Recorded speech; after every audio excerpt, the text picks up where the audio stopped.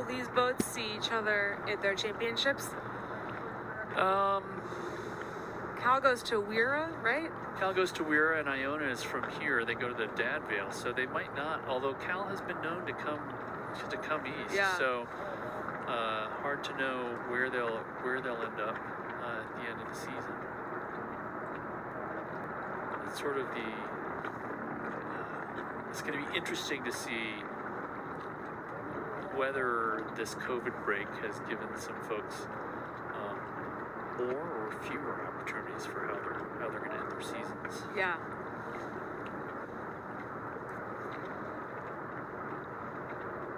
So again, the referees just waiting till the appointed hour, as they're supposed to.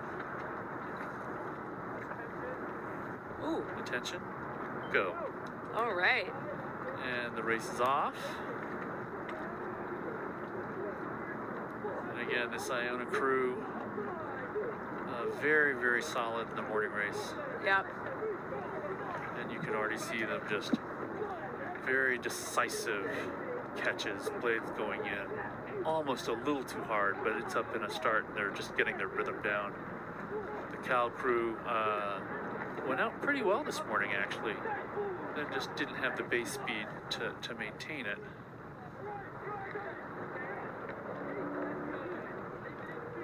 Cal up at 40. And they're out in front. Yeah. Iona at 35.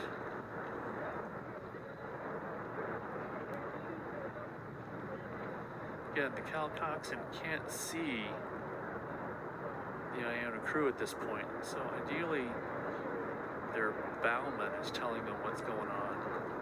Cal. Yeah, it's a tough spot to be in as a coxswain. Right, but the rowers can see it. And you can see Cal going out aggressively. Yeah, they're out for blood. They are. That's awesome. They came back. You can start to see Iona making a move here in base speed. And again, very composed. Yeah. They're behind. There's just a little bit of anxiety on their blade going in, but there's a nice drive through it. And we'll just have to see if, the West Coast crews get to spend a lot more time on the water. So they could just have their start out. Iona working their way back in the Vito Roca class of 18. Yeah, it looks like they're making a push. They're just slowly eating in, nice and patient, leaving the legs down nicely, swinging out. And leaving those legs down does two things for you. One, it creates balance because you're actually squeezing the boat for stability. It also creates a nice rhythm coming away, so you don't have to have, quote, quick hands away. Just let the hands flow out over those legs that are staying down. This is becoming more and more a really standard American style. There have been a lot of different ways of rowing. And as long as you're doing the same thing, it's sort of okay. But this fairly upright, leaving the legs down, letting the boat flow out over the thighs, gathering over the thighs, you can see it working. And now you have Iona pulling even in this Vespoli, this VHP. It's a really gorgeous hull, actually. It runs really, really nicely. So now they're pretty even, both crews. What are you seeing, Caitlin?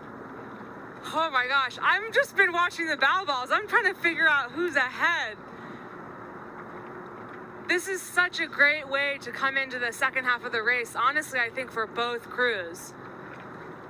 Yeah, because they figured out it's sort of, this is when you know it's the long haul. Yeah. Right? That you're going to just have to push all the way through. It's not like you're going to just get it suddenly. This Iona crew is really going nicely, but you can see the strokeman grimacing with every stroke. You can tell he's pushing. They're trying to get out in front.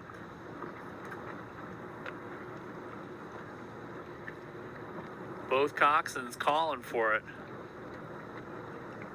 Yeah. Through the 1,000, about 3:45 or so. And they're not breaking. They're not breaking Cal. Cal is hanging in there. It's been a really nice, sustained move by Iona. The third 500's tough, though. It's like you just start to get so mentally fried. Yep. And this is where you go again. This is the third thing that you get from leaving those legs down is that you just let the rhythm carry you right now. And you can see the Iona rhythm holding in there. So you just try and recreate that rhythm. They've just broken open water. Just by doing that, the Cal rhythm is falling apart a little bit. The three-man is jumping up the slide a little bit instead of leaving his legs down. Yeah, Cal's not really letting the boat work for them right now. Yeah. But they laid out a good, strong first 1,000, but now you can just see, I don't think that the Iona boat's getting faster. I think the Cal boat is falling apart a little technically. Yeah.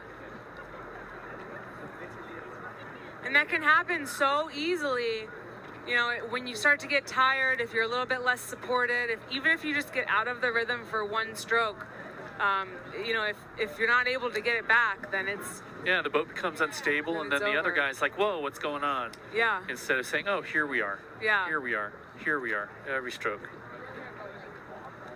It's crazy. It's a boat of, you know, 4 people or 8 people, but all it takes is one person to be slightly to off. kind of be off, and then if everyone else can fall into it pretty easily. Yep.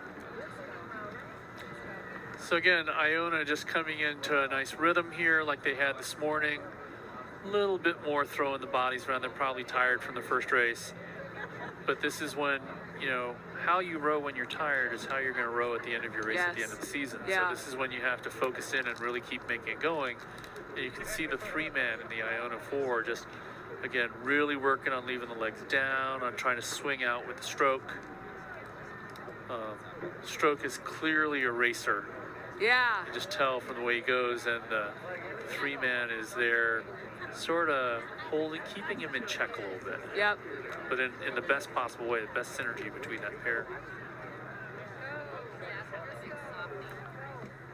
And Columbia, I'm calling Columbia because they're using Columbia oars, but Cal there,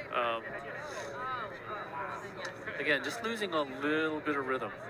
So we're going to head back up to try and get the next race, but you'll see a nice finish here coming in from the cameras at the end of the course. 2 wins today for Iona with that 4. Great day for them. Hopefully Cal has enjoyed their trip to the east. Hopefully they get into New York City before heading back. What a great piece for them. Cal had such a better start. That's awesome. They did. It was great. Yeah. They laid it down and then just sort of, they had to spend some energy to do that, I think. Yeah. But to be able to get better from piece 1 to piece 2, like if you can just keep doing that all season, that's a win. That's right? a win. It's a win.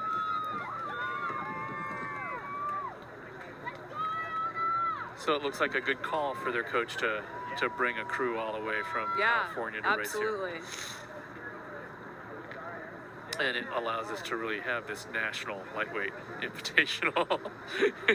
Yeah. Everyone else from the East Coast here.